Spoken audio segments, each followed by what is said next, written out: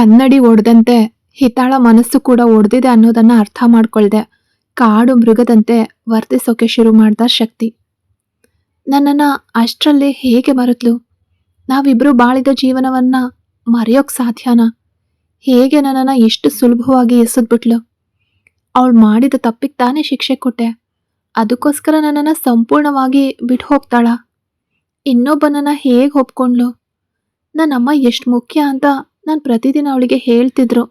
ಅವಳು ಮರ್ತಿದ್ದು ಅದನ್ನ ಅವಳು ತಪ್ಪಲ್ವಾ ಅಂತ ಪೂರ್ತಿ ಆರೋಪನ ಹಿತಾಳ ಮೇಲೆ ಸುಲಭವಾಗಿ ಹಾಕ್ಬಿಟ್ಟ.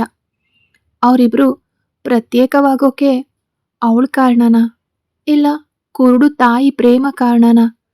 ಕಣ್ಣಿದ್ದು ಕುರುಡನಂತೆ ಕತ್ಲಲ್ಲಿ ಬದುಕ್ತಿದ್ದಾನೆ ಶಕ್ತಿ. ಇತ್ತ ಚಿರಾಂತ್ ನನ್ನ ಮಲಗಿಸ್ತವಳು ತನ್ನ ಮಗಳನ್ನ ಹುಡುಕೊಂಡು ಹೋದ್ಲು. ಮಗು ಬೊಂಬೆ ಜೊತೆಗೆ ಸುಮ್ಮನೆ ಆಟ ಆಡ್ತಿತ್ತು. ಅಮ್ಮು, ಏನ್ ಮಾಡ್ತಿದ್ದೀರಾ ಅಂತ ಪ್ರೀತಿಯಿಂದ ಕೇಳ್ತಾ ಮಗಳ ಪಕ್ಕ ಕೂತಾಗ ಮಗು ಬೊಂಬೆನ ಎತ್ತಿ ತೋರ್ಸಿತ್ತು. ಆಟ ಆಡ್ತಿದ್ದೀರಾ ಅಂತ ಕೇಳ್ತಾ ಮಗಳ ಹಣೆ ಸವರಿದ್ಲು. ಮಗಳ ಜೊತೆಗೆ ಆಟ ಆಡೋಕೆ ಶುರು ಮಾಡಿದ್ಮೇಲೆ ಹಿತಾಗೆ ಇಡೀ ಪ್ರಪಂಚವೇ ಮರೆತು ಹೋಯ್ತು. ಮಾರನೇ ದಿನ, ಅಕ್ಕ, ಇವತ್ತು ನಾನು ಬರೋದು ಲೇಟ್ ಆಗುತ್ತೆ ಅಂತ ಫೋನಲ್ಲಿ ಮಾತಾಡ್ತಾ ರಿಪೇರಿಗಾಗಿ ಅರ್ಧ ದಾರಿಯಲ್ಲೇ ನಿಂತಿದ್ದ ಕಾರಿನ ಮೇಲೆ ಹೊರಗೆ ನಿಂತಿದ್ಲು ಅನು. ಯಾಕೆ ಅನು, ಕೆಲಸ ಇದೆಯಾ ಅಂತ ಕೇಳಿದ್ಲು ಹಿತ.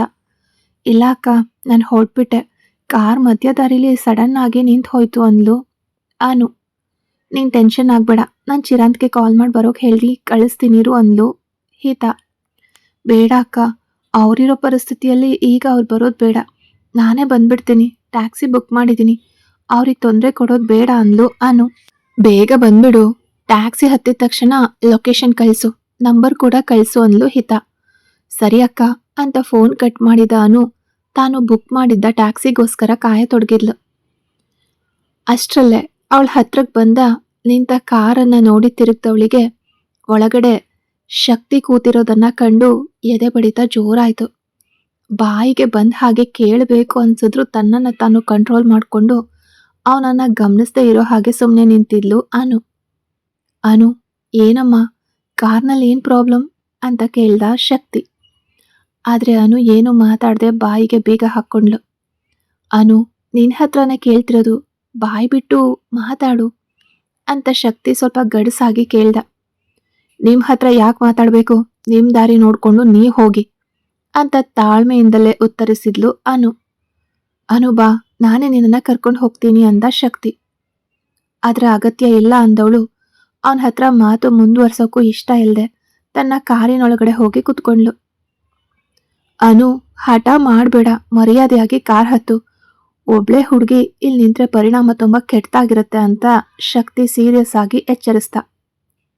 ನನಗೇನಾದರೂ ಪರವಾಗಿಲ್ಲ, ಆದರೆ ನಿಮ್ಮ ಜೊತೆಗೆ ಮಾತ್ರ ನಾನು ಖಂಡಿತ ಬರಲ್ಲ, ದಯವಿಟ್ಟು ನೀವು ಹೊರಡಿ, ನಿಮ್ಮ ಹತ್ರ ಮಾತಾಡೋಕ್ಕೂ ನಂಗಿಷ್ಟ ಇಲ್ಲ ಅಂತ ಮುಖಕ್ಕೆ ಹೊಡೆದಂತೆ ಮಾತಾಡಿದ್ಲು ಅನು. ಶಕ್ತಿ ಹಣೆಯನ್ನ ಸವರ್ಕೊಂಡ. ಅನು, ನನ್ನ ಮೇಲಿರೋ ಕೋಪದಲ್ಲಿ ತಪ್ಪು ನಿರ್ಧಾರ ತಗೋತಿದ್ಯಾ? ನೀನು ನಮ್ಮನೆ ಹುಡುಗಿ, ನೀನನ್ನ ಹಾಗೆ ಬಿಟ್ಟು ಹೋಗೋಕ್ಕಾಗಲ್ಲ. ಮೊದ್ಲಕ್ಕೆ ಸರಿಯಾಗಿ ಕಾರ್ ಹತ್ತು ಅಂತ ಸಾಧ್ಯವಾದಷ್ಟು ಕೋಪವನ್ನ ಹತ್ತಿಕ್ಕಿ ಮಾತಾಡ್ದ ಶಕ್ತಿ. ನಾನು ನಿಮ್ಮನೆ ಹುಡುಗಿನ? ಯಾವ ರೀತಿಯಲ್ಲಿ ಹೇಳ್ತಿದ್ದೀರಾ? ನಿಮ್ಮ ಜೊತೆಗೆ ಬರೋದೇ ಒಂದು ತಪ್ಪು ನಿರ್ಧಾರ ಅಂತ ಇವಳು ಕೂಡ ತನ್ನ ಹಠ ಬಿಡದೆ ಮಾತಾಡಿ ತಾನು ಬುಕ್ ಮಾಡಿದ್ದ ಟ್ಯಾಕ್ಸಿಗೆ ಕಾಲ್ ಮಾಡಿ ನೋಡಿದ್ಲು. ಅನು, ನಿನಗೆ ಬುದ್ಧಿ ಇದೆಯಾ? ನನಗೂ ಹಿತಾಗೂ ಇರೋ ಪ್ರಾಬ್ಲಮ್ನಲ್ಲಿ ನೀನು ಯಾಕೆ ಮಧ್ಯೆ ಬರ್ತೀಯಾ? ನೀನು ನನಗೆ ಮಗಳಿದ್ದ ಹಾಗೆ ಅಂದ ಶಕ್ತಿ. ದೇವ್ರೇ, ಸಾಕು ನಿಮ್ಮ ನಾಟಕ, ಇದನ್ನೆಲ್ಲ ನಂಬಿ ಮೋಸ ಹೋಗೋಕೆ ನಾವೇನು ಮೂರ್ಖ ಅಕ್ಕ ತಂಗಿರಲ್ಲ. ನಿಮ್ಮ ನಾಟಕ ನೋಡೋಕೆ ನನಗೆ ಟೈಮ್ ಇಲ್ಲ, ನನ್ನ ಅಕ್ಕನ ಹೆಸರನ್ನ ಹೇಳೋಕ್ಕೂ ಕೂಡ ನಿಮಗೆ ಅರ್ಹತೆ ಇಲ್ಲ ಅಂದ್ಲು ಅನು. ಶಟ್ಟಪ್ ಅನು, ನನ್ನ ಯೋಗ್ಯತೆ ಬಗ್ಗೆ ನೀನು ಮಾತಾಡಬೇಡ, ಅದಕ್ಕೆ ನಿನಗಾಗ್ಲಿ ನಿನ್ನ ಅಕ್ಕನಿಗಾಗಿ ಅರ್ಹತೆನೇ ಇಲ್ಲ. ಇರೋಕೆ ಸರಿಯಾದ ಜಾಗವೂ ಇಲ್ಲದ ನಿಮಗೆ ಒಂದು ಒಳ್ಳೆ ಲೈಫ್ ಕೊಟ್ಟೆ, ಆದರೆ ನೀವು ನನಗೆ ಮತ್ತೆ ನನ್ನ ತಾಯಿಗೆ ಅವಮಾನ ಮಾಡಿದ್ದೀರಾ ಅಂತ ಶಕ್ತಿ ಮಾತಾಡ್ತಿರೋವಾಗಲೇ ಅನು ಮಧ್ಯದಲ್ಲಿ ಮಾತಾಡಿದ್ಲು. ಬಾಯಿ ಮುಚ್ಚಿ, ದುಡ್ಡಿದ್ರೆ ಸಾಲದು, ಒಳ್ಳೆ ಗುಣನೂ ಇರಬೇಕು. ಯಾವಾಗಲೂ ಅಮ್ಮ ಅಮ್ಮ ಅಂತ ಇರ್ತಿರಲ್ಲ, ಅಮ್ಮನೇ ಅಷ್ಟು ಮುಖ್ಯವಾಗಿದ್ರೆ ಯಾಕೆ ನನ್ನ ಅಕ್ಕನನ್ನ ಮದುವೆ ಆಗಬೇಕಿತ್ತು? ನಾವೇನಾದರೂ ನಿಮ್ಮ ಹತ್ರ ಬಂದು ಕೇಳಿದ್ವಾ ನಮಗೆ ಒಳ್ಳೆ ಲೈಫ್ ಕೊಡಿ ಅಂತ? ನಮಗೇನು ಕಡಿಮೆ ಇತ್ತು? ನನ್ನ ಅಕ್ಕ ಕೆಲ್ಸಕ್ಕೆ ಹೋಗ್ತಿದ್ಲು, 3 ಹೊತ್ತು ಚೆನ್ನಾಗಿ ಉಂಡು ಯಾವುದೇ ಕೊರತೆ ಇಲ್ಲದೆ ಸ್ವಗೌರವದಿಂದ ಬದುಕ್ತಿದ್ವಿ. ಯಾವತ್ತು ನಿಮ್ಮ ಮನೆಗೆ ಬಂದ್ವೋ ಅಂದೇ ನಮ್ಮ ಆತ್ಮ ಗೌರವ ಹೋಯ್ತು, ಸಂತೋಷ ಎಲ್ಲ ಹೋಯ್ತು. ನಿಮ್ಮ ಮನೆಯಲ್ಲಿ ನನ್ನ ಅಕ್ಕ ಕೆಲ್ಸದವಳ ಹಾಗೆ ಇದ್ಲು. ಅದಕ್ಕೆಲ್ಲ ಪೂರ್ತಿ ಕಾರಣ ನೀವೇ ಮತ್ತೆ ನಿಮ್ಮಮ್ಮ.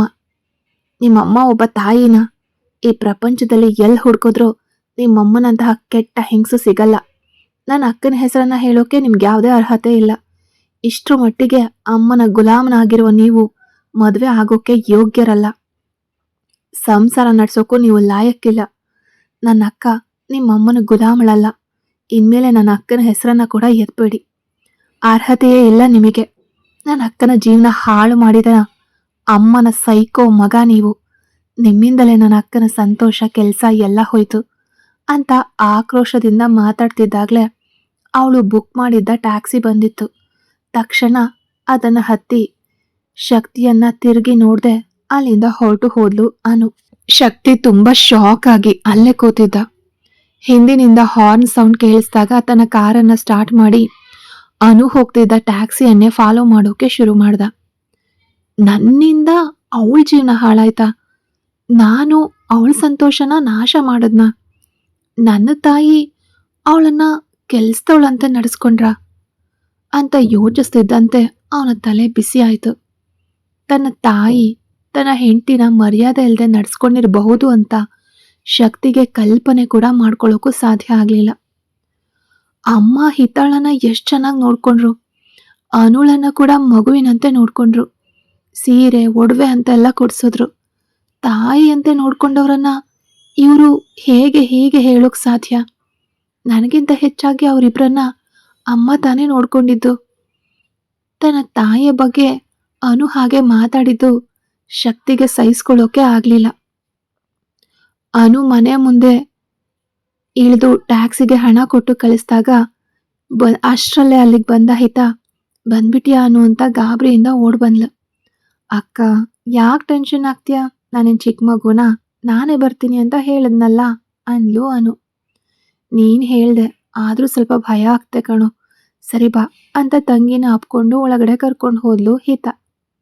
ಅಕ್ಕ, ನಾನು ಶಕ್ತಿ ಹತ್ರ ಮಾತಾಡ್ದೆ ಅಂತ ಮುಖ ಸೊಟ್ಟಗ್ ಮಾಡ್ಕೊಂಡು ಹೇಳಿದ್ಲು ಅನು. ನೀನ್ ಯಾಕೆ ಅನು ಅವ್ರ ಹತ್ರ ಮಾತಾಡೋಕ್ ಹೋದೆ ಅಂದ್ಲು ಹಿತ. ನಾನಾಗೆ ಹೋಗಿ ಮಾತಾಡಿಲ್ಲ ಅಕ್ಕ ಅಂದ್ಲು ಅನು. ನಾನೇ ಮಾತಾಡಿದ್ದು ಅಂತ ಶಕ್ತಿ ಮನೆಗೆ ನುಗ್ದ. ಗಂಭೀರವಾಗಿ ಬಂದು ನಿಂತವನನ್ನ ಹುಬ್ಬು ಸುಲಿದು ನೋಡಿದ ಹಿತ, ಅನು ನೀನ್ ಹೋಗಿ ಅಮ್ಮನ ನೋಡ್ಕೊ ಅಂತ ತಂಗಿನ ಕಳಿಸ್ತವಳು.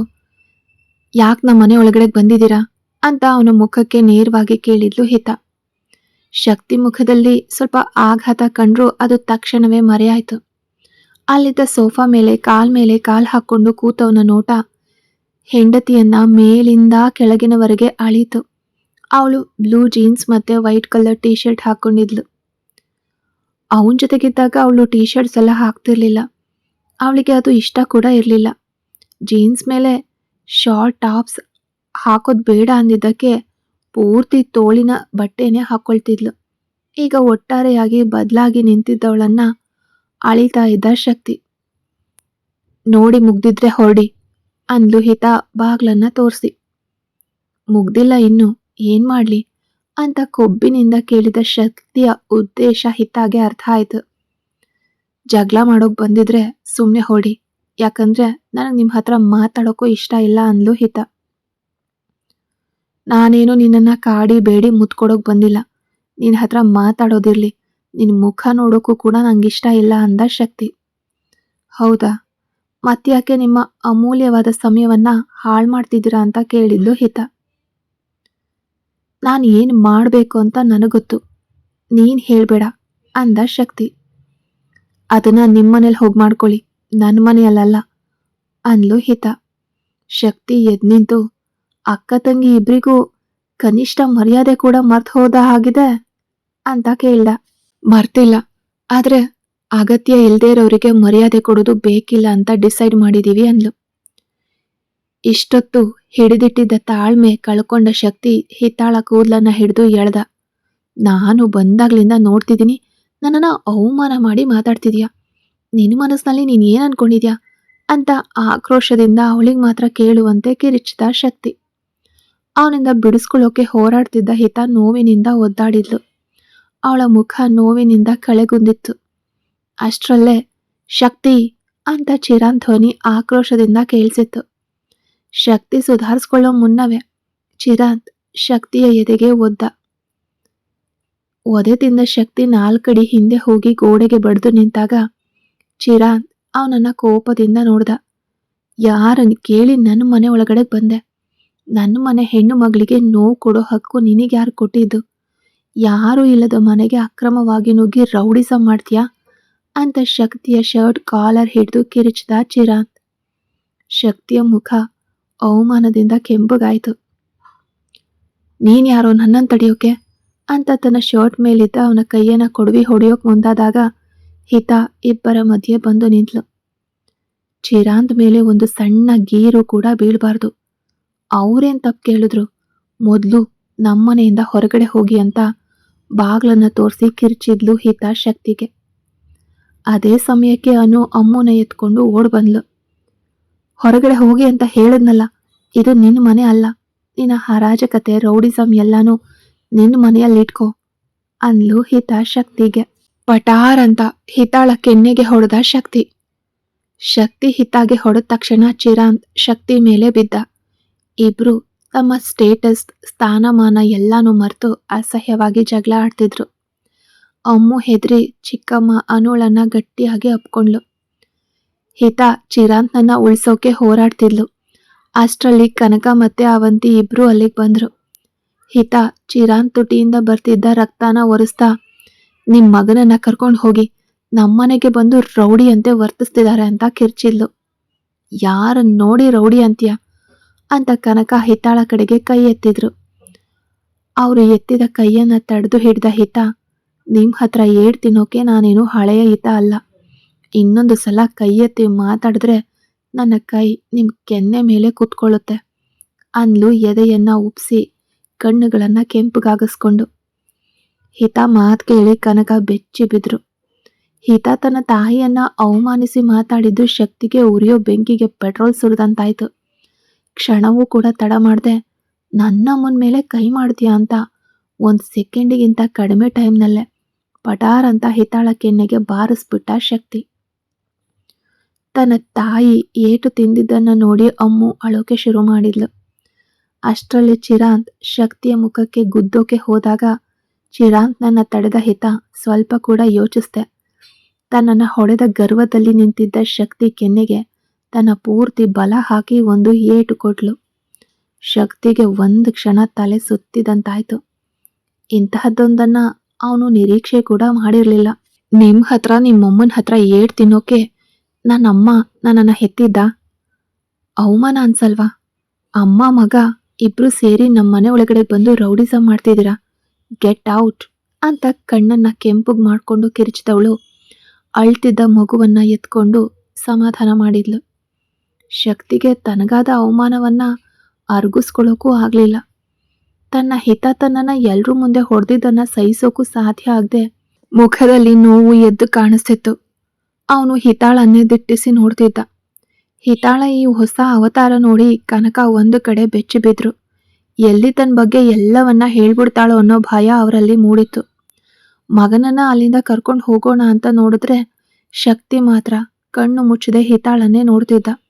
ಶಕ್ತಿ ಬಾ ಹೋಗೋಣ ಅಂತ ಮಗನನ್ನ ಎಳೆದು ನೋಡಿದ್ರು. ಆದ್ರೆ ಅವನನ್ನ ಅಲುಗಾಡ್ಸೋಕು ಕೂಡ ಅವರಿಂದ ಆಗ್ಲಿಲ್ಲ. ಫಸ್ಟ್ ಏಡ್ ಬಾಕ್ಸ್ ತಂದು ಚಿರಾತ್ ಪಕ್ಕದಲ್ಲಿ ಕೂತ ಹಿತ, ಏಯ್ ನಿನ್ ಮಗನನ್ನ ಎಳ್ಕೊಂಡು ಹೋಗು, ಇಲ್ದಿದ್ರೆ ಅಮ್ಮ ಮಗ ಇಬ್ರು ಸೇರಿ ರೌಡಿಸಂ ಮಾಡ್ತಿದ್ರ ಅಂತ ನಾನು ಪೊಲೀಸ್ ಸ್ಟೇಷನ್ನಲ್ಲಿ ಕಂಪ್ಲೇಂಟ್ ಕೊಡ್ಬೇಕಾಗತ್ತೆ ಅಂತ ಬೆದರಿಸೋ ಧ್ವನಿಯಲ್ಲಿ ಹೇಳಿದ್ಲು ಹಿತ. ಕನಕ ಹಿತಾಳನ್ನ ದ್ವೇಷದಿಂದ ನೋಡಿ ಮಗನನ್ನ ಬಲವಂತವಾಗಿ ಎಳ್ಕೊಂಡು ಹೋದ್ರು. ಇಬ್ರು ಬಾಗ್ಲು ದಾಟೋ ಮುನ್ನವೇ ಕನಕ ಅಂತ ಕೋಪದಿಂದ ಚಿಟ್ಕೆ ಹೊಡೆದು ಕರೆದ ಹಿತ, ನಿಮ್ಮ ದಾರಿಲಿ ನಾನಿಲ್ಲ, ಆದ್ರೆ ನನ್ನ ದಾರಿಯಲ್ಲಿ ಪದೇ ಪದೇ ನೀವು ಅಡ್ಡ ಬರ್ತಿದ್ದೀರ. ನನಗೆ ಹೇಳಿದ ಬುದ್ಧಿ ಮಾತು ತಿಳುವಳಿಕೆ ಸಿದ್ಧಾಂತ ಎಲ್ಲಾನು ನಿನ್ನ ಮಗನಿಗೂ ಹೇಳ್ಕೊಡು. ನಾನು ಹಿತ ಅಂತ ಪ್ರೂವ್ ಮಾಡಿದ್ದೀನಿ. ನಿನ್ನ ಮಗನನ್ನ ರಾಮ್ನಂತೆ ಇರೋಕ್ ಹೇಳು ಅಂದ್ಲು ಹಳೆಯ ಗಾಯಗಳನ್ನ ನೆನಪಿಸ್ಕೊಳ್ತಾ. ಕನಕ ತನ್ನ ಮುಖದ ಮೇಲಿದ್ದ ಬೆವರಿನ ಹನಿಯನ್ನ ಒರೆಸ್ಕೊಳ್ತಾ ಮಗನನ್ನ ಸರಸರನೆ ಎಳ್ಕೊಂಡು ಹೋದ್ರು. ನಿನಗ್ ಬುದ್ಧಿ ಇಲ್ವಾ? ನಿನ್ನ ಯೋಗ್ಯತೆಗೆ ಅವಳ ಮನೆ ಒಳಗಡೆ ಹೋಗ್ಬೇಕಾ ನೀನು? ಹೋಗಿದ್ದು ಅಲ್ದೆ ರೌಡಿ ಥರ ಜಗಳ ಬೇರೆ ಆಡ್ತೀಯ. ಇದನ್ನ ನಾನು ನಿನಗೆ ಹೇಳ್ಕೊಟ್ಟು ಬೆಳೆಸಿದ್ದು. ನೀನು ಅವಮಾನಕ್ಕೊಳಗಾಗಿ ನನ್ನನ್ನು ಅವಮಾನಿಸ್ದೆ. ನೀನು ನನ್ನ ಶಕ್ತಿನ ನಿನ್ನ ಸ್ಥಾನಮಾನಕ್ಕೆ ತಕ್ಕಂತೆ ನಡ್ಕೊ. ಇನ್ನೊಂದು ಸಲ ಅವಳಿರೋ ದಿಕ್ಕಿನ ಕಡೆಗೂ ಹೋಗಬಾರ್ದು ಅಂತ ಹಿತಾಳ ಮೇಲಿನ ಕೋಪದಲ್ಲಿ ಮಗನ ಜೊತೆಗೆ ಜಗಳ ಆಡ್ತಾ ಹೋದ್ರು ಕನಕ. ಶಕ್ತಿ ಕಿವಿಗೆ ತಾಯಿ ಹೇಳಿದ ಯಾವ ಮಾತುಗಳು ಬೀಳಲಿಲ್ಲ. ಹಿತ ಹೇಳಿದ ಮಾತುಗಳು ಮತ್ತು ಅವಳು ತನಗೆ ರೌಡಿ ಅನ್ನೋ ಮುದ್ರೆ ಒತ್ತಿದ್ದು ಮಾತ್ರ ಅವನ ಎದೆಯನ್ನ ಕತ್ತರಿಸದಂತಿತ್ತು. ಶಕ್ತಿ ಆ ಶಕ್ತನಾಗಿ ತನ್ನ ರೂಮ್ ಕಡೆಗೆ ಹೋಗ್ತಿದ್ರೆ ಅವನ ತಂದೆ ಅವನನ್ನ ವೇದನೆಯಿಂದ ನೋಡಿದ್ರು. ಎಷ್ಟು ಗಾಂಭೀರ್ಯದಿಂದ ಇದ್ದವನಿವನು ಇವತ್ತು ರೌಡಿ ಅಂತೆ ಜಗಳವಾಡಿ ಏಟ್ ತಿಂದು ಬಂದು ನಿಂತಿದ್ದಾನೆ. ಹಿತಾಳನ್ನ ತಿರುಗಿ ಹೊಡೆಯೋಕೆ ಅವನಿಗೆ ಎಷ್ಟು ಸಮಯ ಬೇಕಿತ್ತು. ಅವಳನ್ನ ಬೇಕಿದ್ರೆ ಇಲ್ಲದಂತೆಯೇ ಮಾಡ್ತಿದ್ದ. ಆದ್ರೆ ಅವಳ ಮೇಲಿದ್ದ ಕೋಪಕ್ಕಿಂತ ಪ್ರೀತಿ ಇನ್ನೂ ಕಡಿಮೆ ಆಗಿರಲಿಲ್ಲ. ಆ ಪ್ರೀತಿ ಕೊಟ್ಟ ನೋವಿನಲ್ಲೇ ಶಕ್ತಿಯಿಂದ ತತ್ತರಿಸಿ ಹೋದ. ದಾರಿ ಕಾಣದೆ ಮೆಟ್ಟಿಲು ಹತ್ತೋಕ್ಕೂ ಸಾಧ್ಯ ಆಗದೆ ಕಾಲು ಎಡವಿತ್ತು. ಎಡವಿ ಕೆಳಗಡೆ ಬಿದ್ದವನು ಮೆಲ್ಲನೆ ಎದ್ದು ರೂಮ್ ಒಳಗಡೆ ಹೋದ. ಮಗ ಬಿದ್ದಿದ್ದನ್ನ ಕಂಡು ತಂದೆಯಾಗಿ ಅವರು ನೊಂದು ಹೋದ್ರು. ಮಗ ಮೊದಲ ಬಾರಿಗೆ ಹೀಗೆ ಎಡವಿ ಬೀಳೋದನ್ನ ಅವರು ನೋಡ್ತಿದ್ದಾರೆ.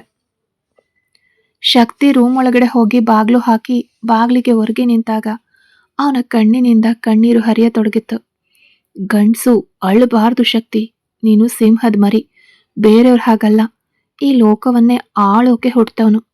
ಎಂದಿಗೂ ನಿನ್ನ ಕಣ್ಣಲ್ಲಿ ನೀರು ಬರಬಾರದು ಅಂತ ತಾಯಿ ಚಿಕ್ಕಂದಿನಲ್ಲಿ ಹೇಳಿದ ಮಾತುಗಳಿಂದಾಗಿ ಅವನು ಇದುವರೆಗೂ ಅತ್ತವನೇ ಅಲ್ಲ. ಅವಳು ಅಂದ್ರೆ ಏನು ಅಂತ ಅವನಿಗೆ ಗೊತ್ತೂ ಇರಲಿಲ್ಲ. ಇವತ್ತು ತಾಯಿ ಹೇಳಿದ ಆ ಮಾತುಗಳನ್ನೇ ಅವನು ಮೊದಲ ಬಾರಿಗೆ ಮರೆತು ಹೋದ. ಮನಸ್ಸು ಅಳೋಕೆ ಹಾತೊರಿತಿತ್ತು. ಮಂಚದ ಮೇಲೆ ಬಿದ್ದು ಜೋರಾಗಿ ಅತ್ತ. ಅಳುವಿನಲ್ಲಿ ಶಕ್ತಿಯ ಮನಸ್ಸು ಚೂರಾಯಿತು. ನಾನು ಬೇಡವಾ ನಿನಗೆ? ನನ್ನನ್ನು ಪೂರ್ತಿಯಾಗಿ ದ್ವೇಷಿಸ್ತಿದ್ಯಾ? ನಾನು ಅಂಥದ್ದೇನು ಮಾಡಿದೆ ನಿನಗೆ ಅಂತ ಜೋರಾಗಿ ಹಂಬಲಿಸ್ದ. ಅವಳಿಲ್ಲದ ದಿನಗಳನ್ನು ನರಕದಂತೆ ಕಳೆದವನು ಈಗಲೂ ಅವಳು ಬೇಕು ಅಂತ ಹಾತೊರಿತಿದ್ದಾನೆ. ಅವಳಿಲ್ಲದೆ ಬದುಕಲಾರೆ ಅಂತ ಅನಾಥನಾಗಿ ನಿಂತಿದ್ದಾನೆ. ಹಿತ ಅಂತ ಕರ್ಗೋ ಧ್ವನಿಯಲ್ಲಿ ಮೆಲ್ಲಗೆ ಕರೆದ. ಮಂಚದ ಮೇಲೆ ಅವಳಿದ್ದ ಜಾಗವನ್ನ ಸವರ್ತಾ ಅವಳು ತನಗೆ ಹೊಡೆದಿದ್ದಕ್ಕಿಂತ ಹೆಚ್ಚಾಗಿ ಅವಳು ತನಗೆ ವಿರುದ್ಧವಾಗಿ ನಿಂತಿದ್ದಾಳೆ ಅನ್ನೋದನ್ನ ಶಕ್ತಿಗೆ ನಂಬೋಕು ಸಾಧ್ಯ ಆಗ್ತಿರ್ಲಿಲ್ಲ. ಪ್ಲೀಸ್ ಹಿತ, ನಾನು ಏನು ತಪ್ಪು ಮಾಡಿದೆ? ನೀನು ಅಮ್ಮನ ಮೇಲೆ ಕೈ ಮಾಡೋಕೆ ಹೋದದ್ದು ನಿನ್ನ ತಪ್ಪು ತಾನೆ. ಅಮ್ಮ ನನ್ನ ಪ್ರಾಣ. ನನ್ನ ಕಣ್ಣೆದ್ರೆ ನೀನು ಅವ್ರಿಗೆ ಹೊಡೆಯೋಕೆ ಹೋದಾಗ ನಾನು ಹೇಗೆ ಸುಮ್ಮನೆ ನೋಡೋಕೆ ಸಾಧ್ಯ? ಅದಕ್ಕೆ ಅಂತ ಅವತ್ತು ಹಾಗೆ ನೋಡ್ಕೊಂಡೆ. ಅದಕ್ಕೋಸ್ಕರ ನೀನು ನನ್ನನ್ನು ದ್ವೇಷಿಸ್ತೀಯಾ? ನೀನು ನನ್ನನ್ನು ಬಿಟ್ಟು ಹೋಗ್ತೀಯಾ ಅಂತ ನಾನು ಸತ್ಯವಾಗ್ಲೂ ಅಂದ್ಕೊಂಡಿರಲಿಲ್ಲ ಅಂತ ಹರಿಯೋ ಕಣ್ಣೀರನ್ನು ಒರೆಸ್ಕೊಳ್ದೆ ಹಲುಪ್ತಿದ್ದ. ಎದ್ದು ಕೂತು ದಿಂಬಿನ ಕೆಳಗಿದ್ದ ಫೋಟೋ ತೆಗ್ದ. ಅದು ಅವರ ಮದುವೆ ಫೋಟೋ. ಇಬ್ಬರ ಕಣ್ಣಲ್ಲೂ ಪ್ರೀತಿ ತುಂಬಿತ್ತು. ಹೆಂಡತಿಯ ಮುಖವನ್ನು ಸವರಿ ನೋಡ್ದ. ನನ್ನಿಂದ ಈಗಲೂ ನಂಬೋಕೆ ಆಗ್ತಿಲ್ಲ ಹಿತ, ನೀನು ಬೇರೆ ಜೀವನ ರೂಪಿಸ್ಕೊಂಡಿದ್ಯಾ ಅನ್ನೋದನ್ನು. ನನ್ನ ಹಿತ ನನ್ನನ್ನು ಬಿಟ್ಟು ಬೇರೆ ಯಾರನ್ನು ನೋಡೋಕ್ಕೂ ಇಷ್ಟಪಡೋದಿಲ್ಲ. ಅಂಥವಳು ಬೇರೆಯವನನ್ನು ಹೇಗೆ ಮದುವೆ ಆಗೋಕ್ಕೆ ಸಾಧ್ಯ? ನೀನು ಸುಳ್ಳು ಹೇಳ್ತಿದ್ಯಾ? ನೀನು ನಾಟಕ ಮಾಡ್ತಿದ್ಯಾ? ನನಗೆ ಚೆನ್ನಾಗಿ ಗೊತ್ತು. ಯಾವುದಕ್ಕೋಸ್ಕರ ಹೀಗೆ ನಾಟಕ ಮಾಡ್ತಿದ್ಯಾ? ಯಾರಿಗೋಸ್ಕರ ಮಾಡ್ತಿದ್ಯಾ ಹೇಳು. ಇವತ್ತು ನಿನ್ನ ಹತ್ರ ನಾನು ಮಾತಾಡಬೇಕು, ನಿನ್ನನ್ನು ನೋಡಬೇಕು ಅಂತಲೇ ಬಂದೆ. ಆದರೆ ನೀನು ಅಂತ ಫೋಟೋ ನೋಡಿ ಪ್ರಶ್ನಿಸ್ತವನು ಅರ್ಧದಲ್ಲೇ ನಿಲ್ಲಿಸಿ ತನ್ನ ಹೆಂಡತಿಯ ಫೋಟೋಗೆ ಮುತ್ತಿಟ್ಟ. ಪ್ರೀತಿ ಶಕ್ತಿನ ತುಂಬ ನೋಯಿಸ್ತಿದೆ. ಹಿತ, ನೀನಿಲ್ಲದೆ ಇರೋಕ್ಕೆ ಸಾಧ್ಯ ಆಗ್ತಿಲ್ಲ.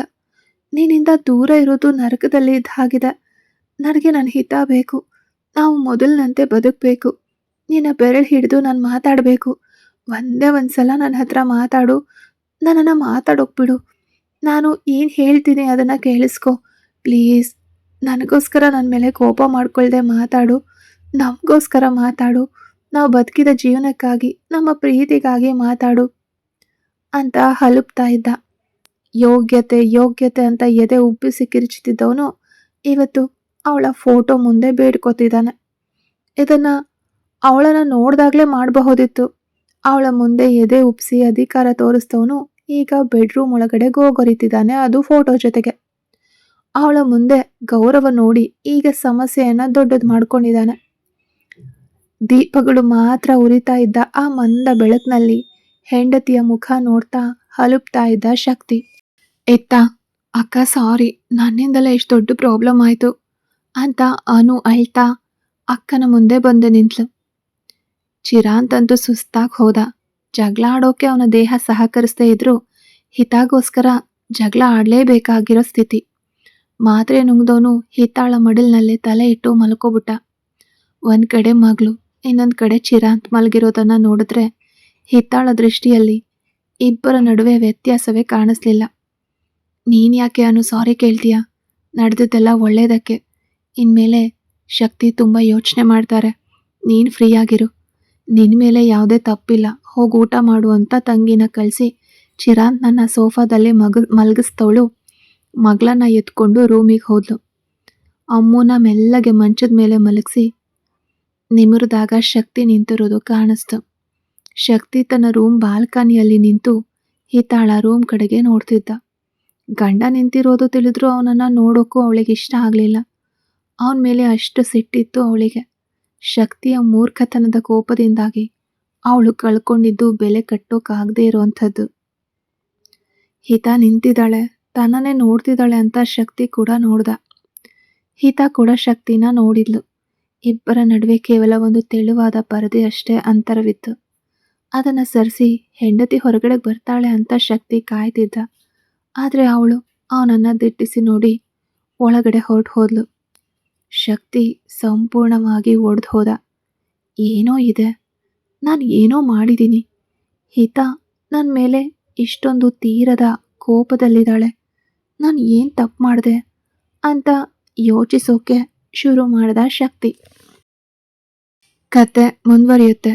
ಯಾರೆಲ್ಲ ಸಬ್ಸ್ಕ್ರೈಬ್ ಮಾಡಿಕೊಳ್ಳದೆ ಕತೆಗಳನ್ನು ಕೇಳ್ತಿದ್ದೀರಾ, ದಯವಿಟ್ಟು ಸಬ್ಸ್ಕ್ರೈಬ್ ಮಾಡಿಕೊಂಡು ಕತೆಗಳನ್ನು ಕೇಳಿ.